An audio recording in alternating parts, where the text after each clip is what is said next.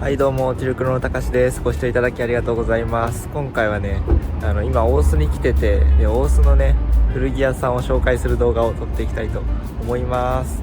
で、企画としてね、1日で何店舗紹介できるかっていうのをね、やってみたいなっていうふうに思ってるんですけど、もしできればね、50店舗以上ね、回りたいなと思ってます。ただ今回紹介だけなんで、ちょっと店舗には入んないと思います。めちゃめちゃたくさん紹介したいんでね、とりあえずここにこんな店舗ありますみたいな感じで紹介しようと思ってるんですけど、多分僕調べだと YouTube で一番多い店舗数になるんじゃないかなと思います。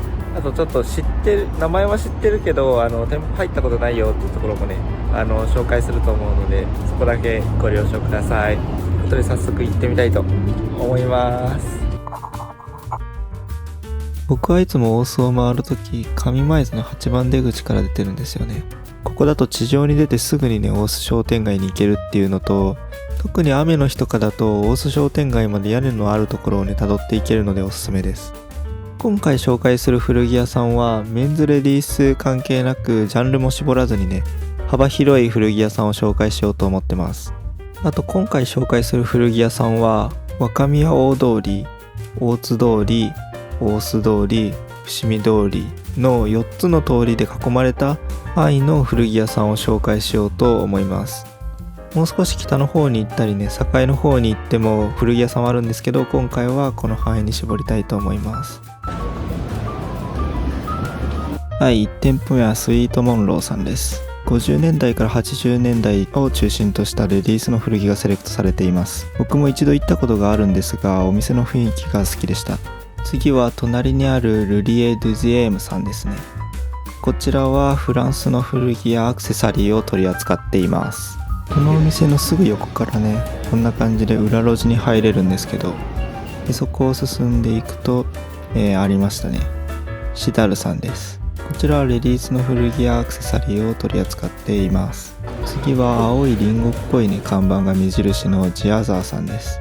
こちらは60から70年代のレトロ感あるね、古着を取り扱っており、モッツやサイケデリックな雰囲気のアイテムが多い印象です。レディースのみだと思っていたんですが、メンズのアイテムもあるそうです。続いて、ジアザーさんの隣にあった古着屋さんで、行ったことがなくて、ちょっと店舗名はわからなかったんですけど、古着屋さんがね、ありました。次はこちら、アーチャーさんですね。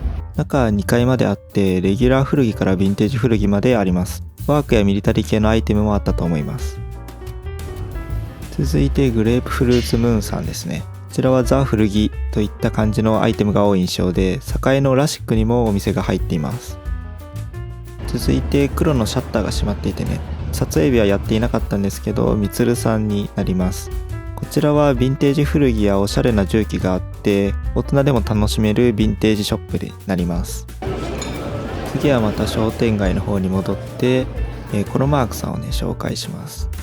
打って変わって、こちらはアンカレレギュラー古着を取り扱っているお店です。次はデビリッシュヌードさんです。こちらも安価でレギュラー古着を取り扱っているお店です。少し場所が分かりづらいですが、階段で建物の2階にある入り口から入れます。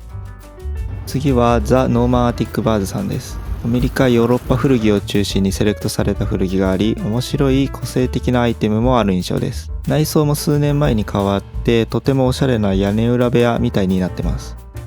次はサーカスさんです。アメカジやカジュアル系のメンズ古着をメインに取り扱っているお店です。とてもアットホームな店員さんに会えるので、ぜひ行ってみてください。次はイエングラムさんですね。こちらは古着屋紹介で入れるか迷ったんですけど、中古服の量り売りをしているお店になります。続いて裏路地を入っていくとあるルンペンさんを紹介します。こちらは撮影日は閉まっていたのですが、ヨーロッパのワークやミリタリーなどヴィンテージを数多く取り扱っています。大須のユーロヴィンテージといえばここは外せないお店です。続いてファブシックさんです。モッツスタイルを提案しているお店で、オリジナルアイテムがメインですが、一部古着もあるみたいです。モッツスーツのオーダーメイドもしているので、ロンドンを感じてみたい人は行ってみてください。ちょっとね、さすがに紹介するお店多すぎて、パート分けすると思います。ということでパート1はここまでにしておこうと思います。まだまだたくさんのお店を回ってきたので、次回以降もぜひ見てください。ご視聴いただきありがとうございました。それではまた。じゃあね。